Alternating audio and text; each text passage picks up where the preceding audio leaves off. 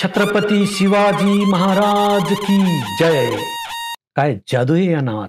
संपूर्ण जगात आज 350 वर्ष झाले तरीही या नावाची जादू कायम आहे, कधीही कमी न होणारी आहे.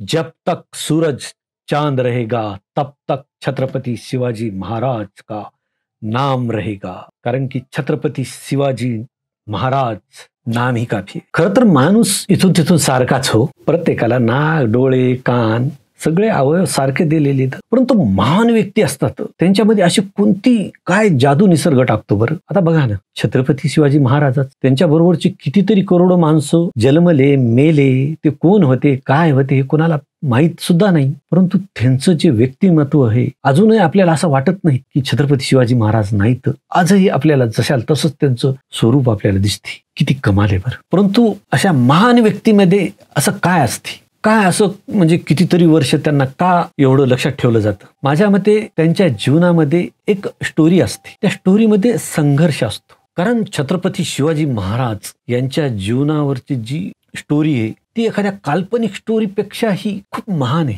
कारण काल्पनिक स्टोरीमध्ये तरी आपण काहीतरी आपल्याला टाकावे लागते, पण त्यांच्या जीवनामध्ये हे प्रसंग घडलेले आहेत की असं वाटते की त्या कहाण्या लिहिल्या काय, की एवढे प्रसंग, एवढे संकट त्यांच्या जीवनात, एवढा संघर्ष एखाद्या स्टोरीमध्ये जसा असतो तसा त्यांच्या स्टोरीत आहेत. आणि म्हणून त्या स्टोरीचे ते जगामधले खरं तर सगळ्यात रिअल हिरो आहेत.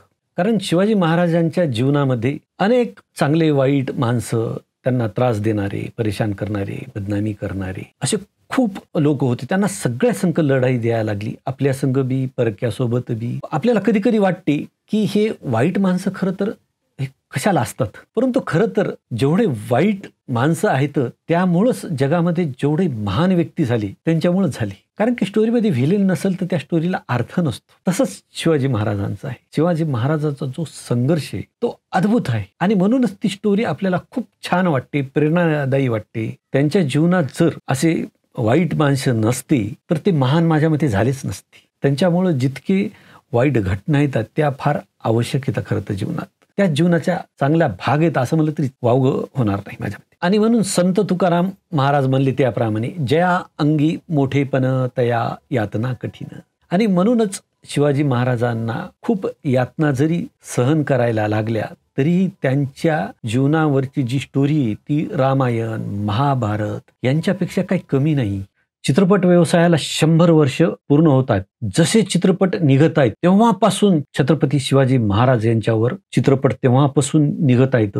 आज 100 वर्ष झाले तरीही आज शिवाजी महाराजावर चित्रपट अजूनही निघणं चालूच आहेत. परंतु त्यांची जी किमया आहे ती अजूनही कमी झाली नाही, उलट सारखी वाढतच चाललेली आहे.